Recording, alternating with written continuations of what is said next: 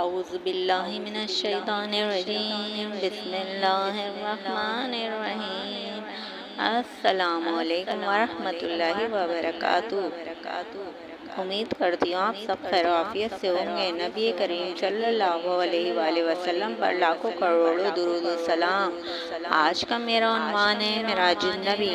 معراج النبی کے لفظی معنی ہے بلندی کا ذریعہ۔ اسلامی تعلیمات کی روشنی میں رسول اکرم صلی اللہ علیہ وآلہ وسلم کے اس مبارک سفر کو جو اللہ تعالیٰ نے مسجد حرام خانہ کعبہ سے مسجد اقصی فلسطین تک، وہاں سے سدرۃ المنتہا تک اور وہاں سے جہاں تک اللہ تعالیٰ نے چاہا کروایا، معراج کہا جاتا ہے۔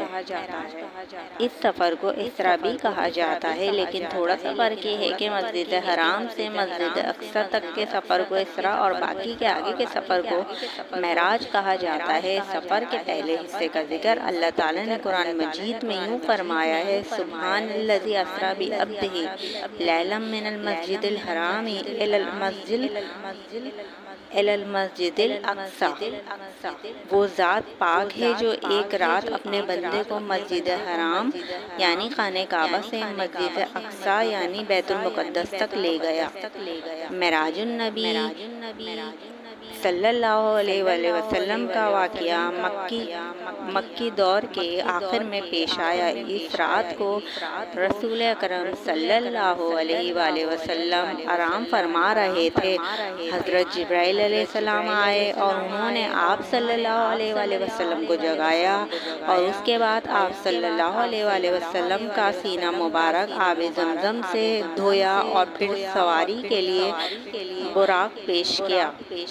حضرت جبرائیل علیہ السلام آپ صلی اللہ علیہ وآلہ وسلم کو براق پر سوار کر کے بیت المقدس مسجد اقصی لے گئے۔ تمام انبیاء کرام علیہ السلام وہاں پہلے سے موجود تھے۔ انہوں نے آپ صلی اللہ علیہ وآلہ وسلم کی امامت میں 2 رکعت نفل نماز ادا کی۔ اس کے بعد آپ صلی اللہ علیہ وآلہ وسلم کو آسمان کی معراج کا شرف حاصل ہوا۔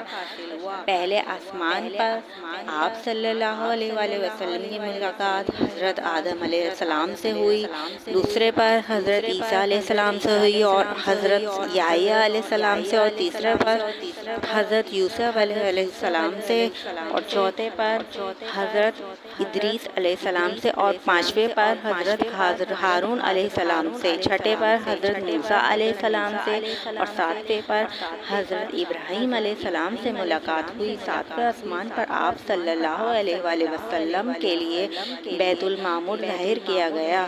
بیت المعمور عین خانہ کعبہ کے اوپر ہے۔ ہر روز 70,000 فرشتے بیت المعمور کا طواف کرتے ہیں۔ جو فرشتہ ایک بار طواف کر لیتا ہے پھر قیامت تک اس کی باری نہیں آتی۔ اس کے بعد آپ صلی اللہ علیہ وآلہ وسلم سدرۃ المنتہا پہنچے۔ یہاں آ کر حضرت جبرائیل علیہ السلام رک گئے۔ یہاں سے آگے کا سفر آپ صلی اللہ علیہ وآلہ وسلم نے عرش مولا تک اکیلے طے کیا، جہاں پر اللہ تعالیٰ کا قرب اور اس سے ہم کلام ہونے کا شرف نصیب ہوا۔ اس موقع پر اللہ تعالیٰ نے آپ صلی اللہ علیہ وآلہ وسلم کو 5 نمازوں کا تحفہ عطا فرمایا۔ واپسی پر آپ صلی اللہ علیہ وآلہ وسلم کو جنت اور جہنم بھی دکھائی گئی۔ سفر معراج سے واپسی اور کفار کا رد عمل۔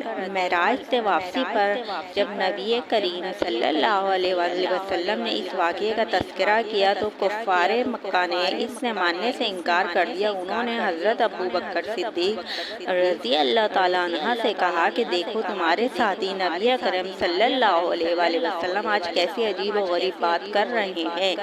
کیا ایسا ممکن ہے کہ کوئی اتنے کم وقت میں اتنا لمبا سفر کر لے؟ اس پر حضرت ابو بکر صدیق رضی اللہ تعالیٰ عنہ نے اس سے کہا کہ اگر آپ صلی اللہ علیہ وآلہ وسلم یہ فرما رہے ہیں تو اس کی تصدیق کرتا ہوں۔ اس موقع پر آپ صلی اللہ علیہ وآلہ وسلم نے حضرت ابو بکر رضی اللہ تعالیٰ عنہ کو صدیق کا لقب عطا فرمایا، جس کے معنی سچا اور تصدیق کرنے والا ہے۔ کفار مکہ نے آپ صلی اللہ علیہ وآلہ وسلم سے مسجد اقصی کے بارے میں سوالات پوچھنا شروع کیے۔ آپ صلی اللہ علیہ وآلہ وسلم ہر سوال کا جواب دیا اور مسجد اقصی کی نشانیاں اس طرح بتائیں جیسے وہ آپ صلی اللہ علیہ وآلہ وسلم کی آنکھوں کے سامنے ہوں۔ واقعہ معراج کا واقعہ آپ صلی اللہ علیہ وآلہ وسلم کا ایک بہت بڑا معجزہ تھا۔ اس سے آپ صلی اللہ علیہ وآلہ وسلم کی عظمت اور فضیلت کا پتہ چلتا ہے۔ تمام انبیاء کرام علیہ السلام کا آپ صلی اللہ علیہ وآلہ وسلم کی امامت میں نماز ادا کرنا آپ صلی اللہ علیہ وآلہ وسلم کی فضیلت اور ختم نبوت کی دلیل ہے۔ آسمانوں کی سیر، اللہ تعالیٰ سے ملاقات اور کلام جنت و جہنم کا مشاہدہ آپ صلی اللہ علیہ وآلہ وسلم کے بلند رتبہ اور بارگاہ الہی میں معزز ترین ہونے کو ظاہر کرتا ہے۔ اس واقعے سے ہمیں یہ بھی سبق ملتا ہے کہ وقت کی رفتار اور فاصلوں کا سمٹ جانا اللہ تعالیٰ کے اختیار میں ہے۔ اللہ تعالیٰ جب چاہے وقت کی رفتار کو روک لے اور فاصلوں کو سمیٹ دے۔ سبحان اللہ۔ آج کا یہ واقعہ پسند آئے تو لائک، شیئر، سبسکرائب کریں۔ جزاک اللہ۔